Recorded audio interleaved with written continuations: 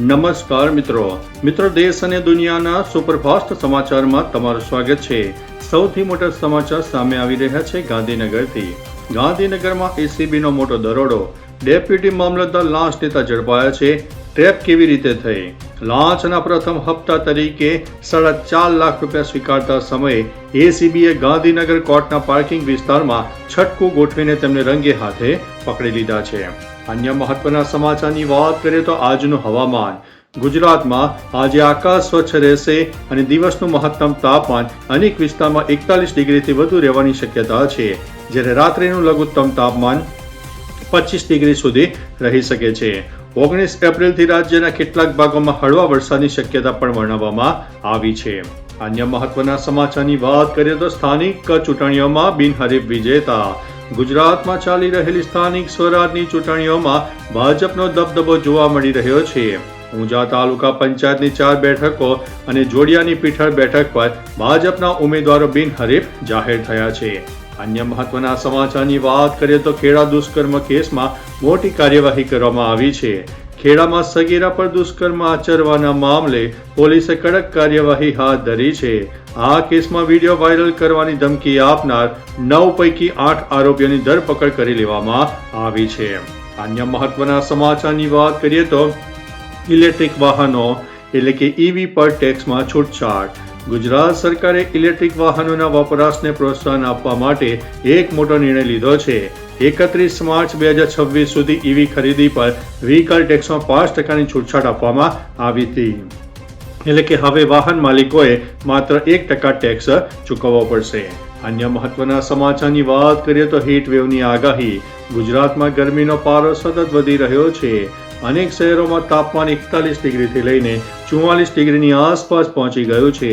હવામાન વિભાગે રાજ્યના દરિયાકાંઠા વિસ્તારોમાં હોટ અને હ્યુમિડ એટલે કે ગરમ અને ભેજવાળા વાતાવરણની ચેતવણી પણ આપી છે। અન્ય મહત્વના સમાચારની વાત કરીએ તો પર્યાવરણ ચેતવણી।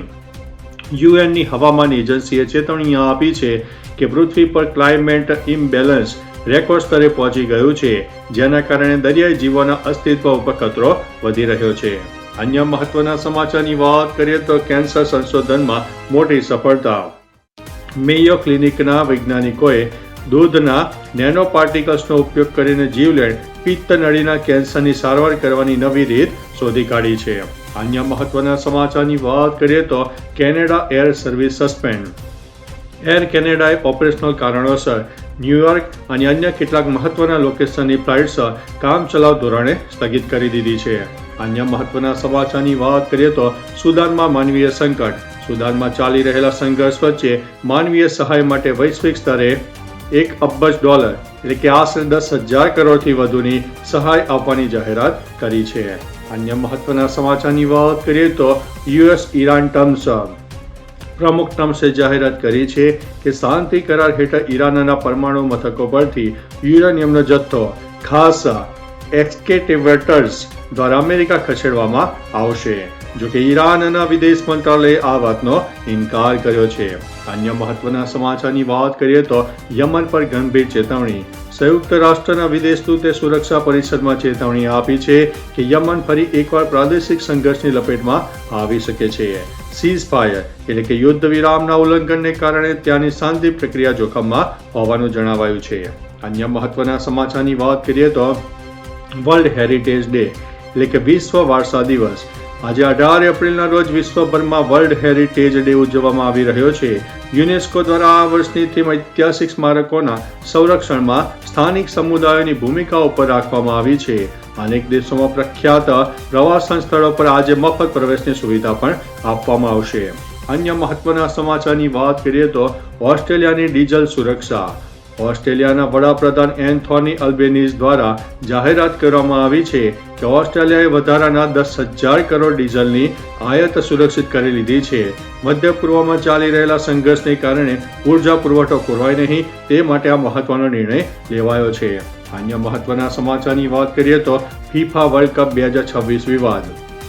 અમેરિકામાં યોજાનારા 2026 ફીફા વર્લ્ડ કપ પહેલા ટ્રાન્સપોર્ટ એટલે કે બસ અને ટ્રેનના ઊંચા ભાડાને લઈને ચાહકોમાં ભારે રોષ જોવા મળી રહ્યો છે।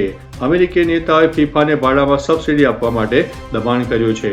અન્ય મહત્વના સમાચારની વાત કરીએ તો કેન્સરની સારવારમાં નવી આશા.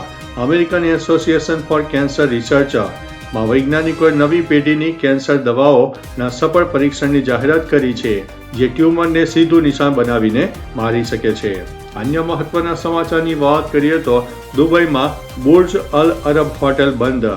દુબઈની જગવિખ્યાત 7 સ્ટાર હોટેલ બુર્જ અલ અરબ સમારકામ માટે આગામી 18 મહિના સુધી બંધ રાખવાનો નિર્ણય લેવાયો છે. યુદ્ધ દરમિયાન થયેલા ડ્રોન હુમલાને કારણે ઇમારતને ભારે નુકસાન થયું હોવાનું જાણવા મળ્યું છે. અન્ય મહત્વના સમાચારની વાત કરીએ તો અમેરિકા ઈરાન શાંતિ વાટાઘાટો. અમેરિકા અને ઈરાન વચ્ચે સંબંધો સુધારવા માટે આગામી સોમવારે પાકિસ્તાન અને ઇસ્લામાબાદમાં એક મહત્વપૂર્ણ બેઠક યોજાવાની શક્યતા છે. પ્રમુખ ટ્રમ્પે સંકેત આપ્યો છે કે બંને દેશો વચ્ચે મોટો કરાર ખૂબ જ નજીક છે. અન્ય મહત્વના સમાચારની વાત કરીએ તો અફઘાનિસ્તાનમાં શિક્ષણનો નવો રાહ. અફઘાનિસ્તાનમાં શિક્ષણથી વંચિત રહેલી મહિલાઓ માટે ઓનલાઈન યુનિવર્સિટી એક નવું આશાનું કિરણ બની શકે છે. અનેક આંતરરાષ્ટ્રીય સંસ્થાઓ દ્વારા અફઘાન યુવતીઓને ઘરે બેઠા ઉચ્ચ શિક્ષણ અને મેડિકલ અભ્યાસ પૂરો પાડવા માટે વિશેષ પ્લેટફોર્મ શરૂ કરવામાં આવ્યા છે. અન્ય મહત્વના સમાચારની વાત કરીએ તો નાસાનું આર્ટિમિસ 2 મિશન. નાસાના અવકાશ યાત્રીઓ ચંદ્રની ઐતિહાસિક સફર માટેની અંતિમ તૈયારીઓ શરૂ કરી દીધી છે. આ મિશન હેઠળ અવકાશ યાત્રીઓ પૃથ્વીથી 4 લાખ કિલોમીટર દૂર જઈને માનવ ઇતિહાસનો સૌથી વધુ અંતર કાપવાનો રેકોર્ડ બનાવશે. અન્ય મહત્વના સમાચારની વાત કરીએ તો ટાઈમ મેગેઝિન ટોપ 100ની યાદીમાં. ટાઈમ મેગેઝિને વર્ષ 2026 માટે વિશ્વની 100 સૌથી પ્રભાવશાળી હસ્તીઓની યાદી તૈયાર કરી છે, જેમાં ડોનાલ્ડ ટ્રમ્પ અને શી જિનપિંગનો સમાવેશ થયો છે, પરંતુ આ વખતે વડાપ્રધાન મોદી આ યાદીમાંથી બહાર રહ્યા છે. અન્ય મહત્વના સમાચારની વાત કરીએ તો અમેરિકાનો કડક નિર્ણય. અમેરિકાના નાણાપ્રધાન સ્કોટ બેસલ્ટે રશિયન અને ઈરાની તેલની ખરીદી પર ભારત અને અન્ય દેશોને મળેલી છૂટ આગળ લંબાવવાનો ઇનકાર કર્યો છે. આ નિર્ણયથી ભારત માટે ઉર્જા આયાતના મોરચે પડકારો પણ વધી શકે છે. અન્ય મહત્વના સમાચારની વાત કરીએ તો હોર્મુઝ જળમાર્ગ ફરીથી ખુલ્યો. ઈરાન અને ઇઝરાયલ વચ્ચેના યુદ્ધના કારણે લાંબા સમય સુધી બંધ રહેલો હોર્મુઝ જળમાર્ગ એટલે કે ઈરાન દ્વારા સંપૂર્ણપણે ખોલી દેવામાં આવ્યો છે. આ નિર્ણયથી આંતરરાષ્ટ્રીય બજારમાં કાચા તેલની કિંમતોમાં મોટો ઘટાડો જોવા મળ્યો છે.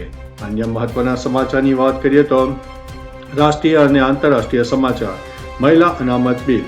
લોકસભામાં મહિલા અનામત સંશોધન બિલ બહુમતી ન મળતા પસાર થવામાં નિષ્ફળ. ભારતીય અર્થતંત્રની વાત કરીએ તો ઝડપી વિકાસ થતાં ભારત વિશ્વના ટોપ 5 અર્થતંત્રોની યાદીમાંથી બહાર થઈને 6થા ક્રમે ગબડ્યું છે. પંજાબ સરકારની જાહેરાતની વાત કરીએ તો જુલાઈથી દલિત મહિલાઓને દર મહિને 1500 રૂપિયાની સહાય મળશે.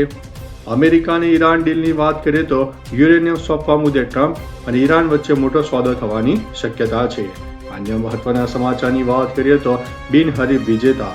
જોડિયાની પીઠળ બેઠક પર ભાજપ બિનહરીફ જાહેર થયા છે. કોંગ્રેસ અને આપે ફોર્મ પરત ખેંચ્યા છે. તો ચાલો મિત્રો, ફરીથી દેશ અને દુનિયાના સુપરફાસ્ટ સમાચાર લઈને મળતા રહીશો. ત્યાં સુધી અમને રજા આપશો. નમસ્તે.